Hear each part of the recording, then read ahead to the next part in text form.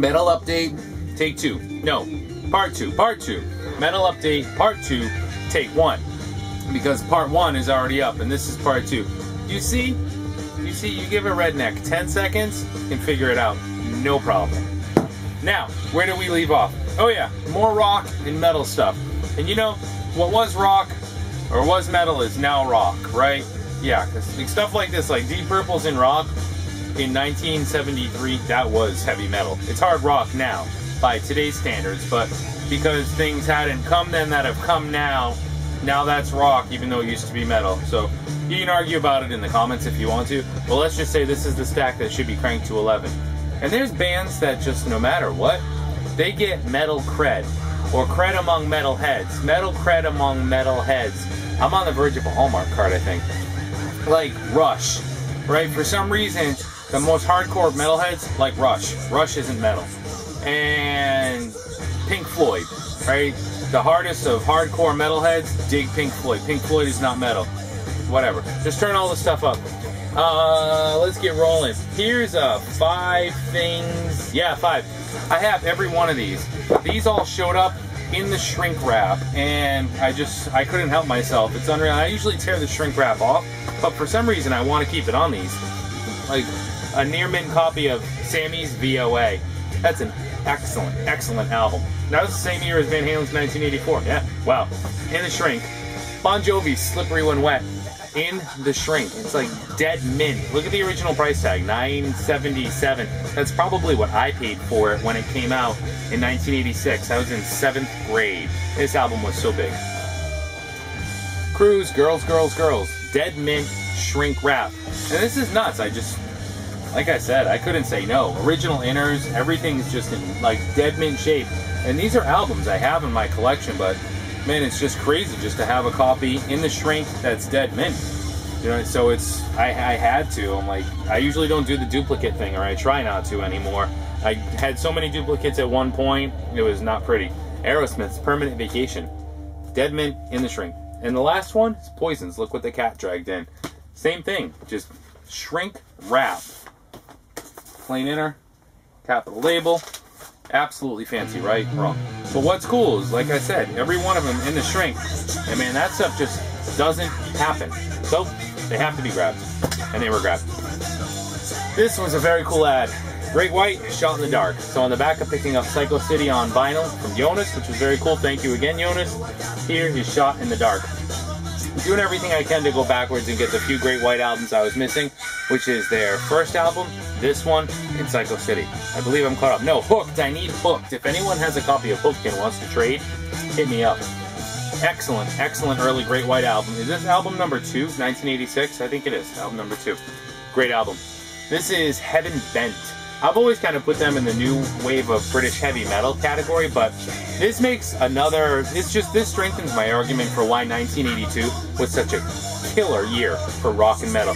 Screaming for Vengeance, just so many great things from Priest, and Heaven Bent, or Heaven Bent. I gotta stop saying Heaven Bent. The name of the band is Heaven, the name of the album is Bent. This is absolutely excellent, and again, I still lump it in that new wave of British heavy metal sound. Fantastic. Here is Lynx, and this is Missing Lynx. Just by the cover alone, this was a blind buy. You know you're in for something phenomenal. And on the back, all the bandmates have like yellowed out eyes to show that they're tigers. This was 1976 on Canada's Quality Records. Wow. As far as 70s hard rock goes, and not modern and reinterpretations of 70s rock, this is absolutely excellent. You've got to check into that. Check it out. Here's the only Molly Hatchet I didn't have, Take No Prisoners. You gotta love Molly Hatchet's artwork. Again, 1981, just killer Southern rock good time, original inner. And this one is in really good shape. It's got like a slight cup to it. Can you see that, where it presses forward? But once you put the record clamp on it, you can't even tell the difference. Plays perfect, and it's just one of those that on like side 2 it rides high and side 2 it runs low. So maybe one of these days when I grab a vinyl flat, I'll straighten that out. Oh, this was a cool find. Jimi Hendrix Rainbow Bridge, the soundtrack. I didn't have this. I had heard it, but I didn't have it. And like the Bowie collection, I usually try, with Hendrix, to find everything in near mint shape. Just because there is 8 million copies of every Hendrix album out there running around, and they're just all in varying condition, and I really don't feel like buying and upgrading and buying and upgrading. So I did grab the reissues of stuff, like Are You Experienced and Axis Bold as Love. But the other stuff like that, I'll just wait until I find a mint one. Check this out, Black Country Communion 2. This was a tip-off from fellow VC member Greeno that Amazon had these. I believe they were $5 or $6. Comes with a download card, kind of like a little business card. So this is cool. I mean, you have Glenn Hughes, Jason Bonham, Joe Bonamassa, and Derek, I always mispronounce it, Derek Sharon. You know what, the dude with the mustache. Absolutely killer album. I'm not usually a huge Joe Bonamassa fan when he does his solo stuff. It's just me and guitar acrobatics, but I mean, you put Glenn Hughes and Jason Bonham with him, and you have a stomping album. This was so good. It has great labels. I didn't have anything from Black Country Communion on vinyl. I was super happy to find that. Thanks, Greeno. What's going on, bud? For letting me know that that was out there and there was just a really good deal on it, because I couldn't be happier to have it. Super, super, super excited to have picked up a copy of that. We'll wiggle that back into the sleeve later. Great album. Here's one that wasn't so good, sadly. This is Dokken, the Anthems. I was really jazzed when I found out this was coming out. It's a limited edition, 334 of 1,000. Now, I'm a Dokken completist. If it's Dokken and it comes out, I'm going to get it. But I mean, look at the packaging. A gatefold just to do the Dokken logo. You know, the back, Don Dokken has been cut out with an X-Acto knife from another picture and placed on that. The front cover is not bad. The labels are pretty cool, and in just a minute we'll get to what my beef is and what my problem is with this. It's 180 gram vinyl. Sounds great. Nice labels, I'll give them that. Dead quiet pressing. Really cool in concept.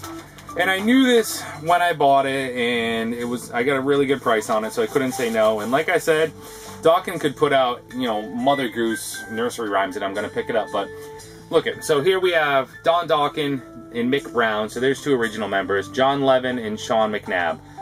Not 2 original members. So we have things like Just Got Lucky, Breaking the Chains, Into the Fire, In My Dreams, Dream Warriors. These are all Dokken hits. Okay, so it's a greatest hits package. No, it's not. Yes, it is. No, it's not. Yes, it is. Hey, wait a minute. This track list looks a lot like Greatest Hits Volume 2. Greatest Hits Volume 2, they re-recorded those songs. Alright, wait, stop, time out. Don't re-record songs if you're a band and you're watching this. Just leave Well Enough alone, stop. And then there was 4 songs I'd never heard of. Almost Over and Magic Man, the 2 new Dokken songs. That sounds cool. And then Bus Stop and Lies. Bus Stop as in the Hollies Bus Stop, and Lies, which is another older song from the 60s. Alright, this is going to be interesting. I have to say this. Total cash grab.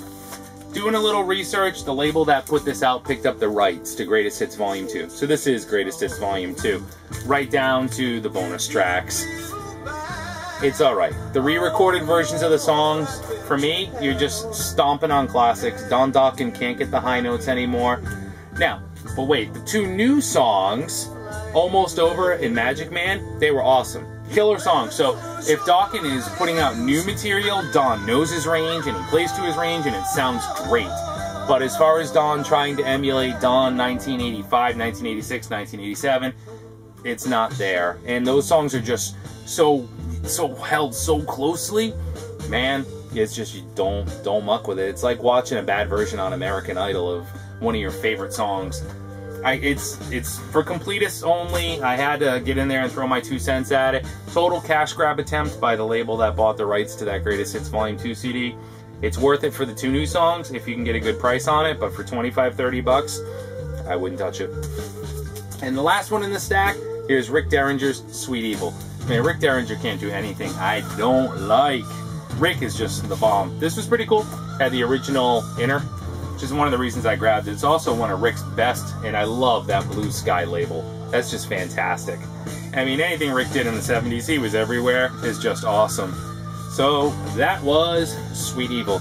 And that is the metal update part 2. So that's the rock and metal stuff that I have pulled together recently. I'm looking around to see if there's anything I forgot to show, but there's not.